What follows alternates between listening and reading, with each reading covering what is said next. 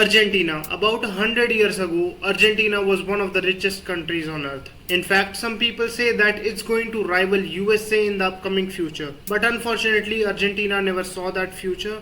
And today, when we talk about Argentina, the only person that comes to our mind is Lionel Messi, nothing else. So today, we are going to understand what actually went wrong. This is Argentina's fall. So many people don't know this, but Argentina was once a global powerhouse in terms of economy in the entire world. Its GDP per capita was higher than France, Germany, London. And speculation started that it's going to compete with USA. All of this is possible because Argentina has one of the most fertile lands on the planet, the Pampas. Because of that, Argentina was able to project itself as the wheat basket of the world, and it was that time that all the nations are hungry for commodities and Argentina was happy to provide one. So things are going out, but people are coming in. Many Europeans intentionally leave their houses, leave their country just to settle in Argentina. Many come from France, Germany, London, just to be in that place where opportunities are rising. So much so that between 1817 to 1914, Argentina's population quadrupled. And because of that, Argentina is also growing at a rapid pace. And just like today's idea of an American dream, you can think about it like a Argentinian dream at that time. Because of the growing opportunities, and that country has everything to become a superpower. But it never did. Now it's a country that is fighting for bare survival. So what went wrong? Well, the answer is bad leadership and their terrible decisions that drag a country from top all the way to bottom over a period of time. Let's start dissecting the problems. Problem number one, the shaky foundation. So basically, Argentina's success doesn't have a strong foundation after the colonial rule ended on Argentina by Spain. So basically, government divided the money between some wealthy individuals instead of giving the farmland to already independent farmers who can literally do something about it. Instead, now they give to the wealthy individuals. Wealthy individuals doesn't have any kind of competition.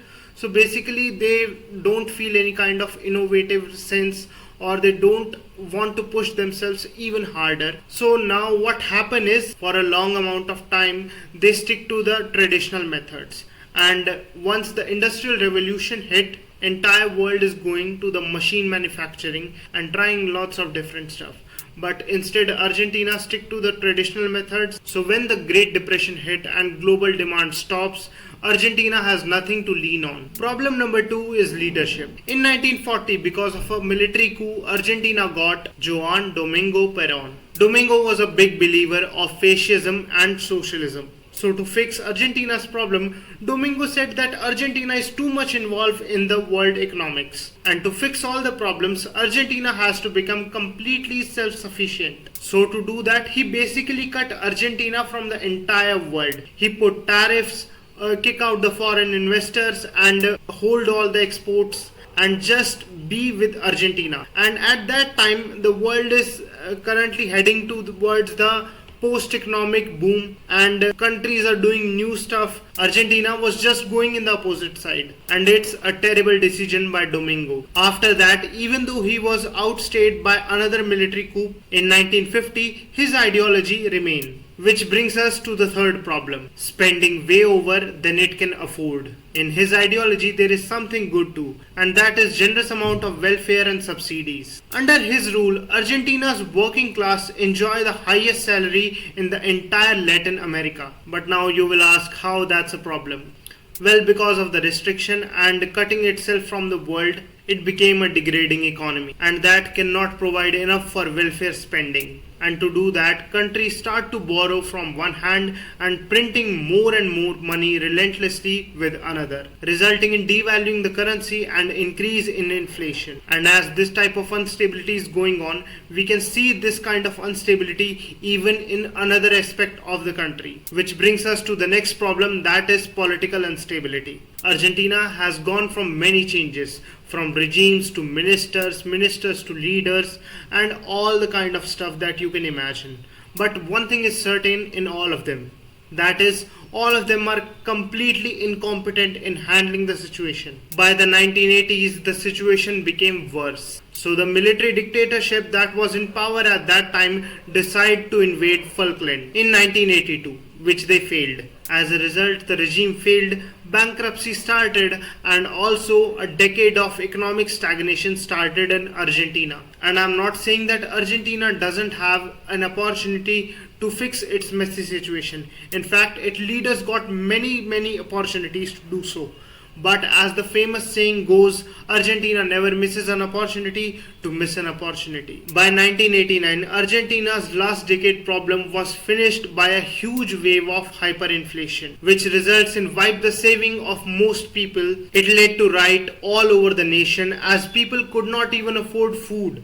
So they basically looted the entire supermarket. So to stop all of this, the new president bring a new strategy. That is to equate one Argentina peso to the rate of US dollar, and it did the trick. Now 1 peso is equal to $1. It stabilizes the currency, but now it means that Argentina have to earn money instead of just printing it. It's like basically saying Argentina that don't be yourself and do something instead. So now to run the government, they start to borrow money from IMF, International Monetary Fund. But when the global economy slowed down, it led to the biggest government bankruptcy and a new series of riots because of the anger and mismanagement of the government. And now, even after so many years, Argentina is still making the same mistake, spending more than it can afford, printing and devaluing the currency and doing the same thing and stuck in a loop. So this is the story why Argentina fell. Do let me your thoughts on Argentina in your comments, and if you see any kind of grammatical mistake or my English is like too funny for you, so I'm sorry for that, and I'm really sorry for this Saturday because I didn't put any kind of video. I will do my best next time and try not to disappoint you. I will see you around in next video. Until then, this side Sahil signing off, and thank you so much.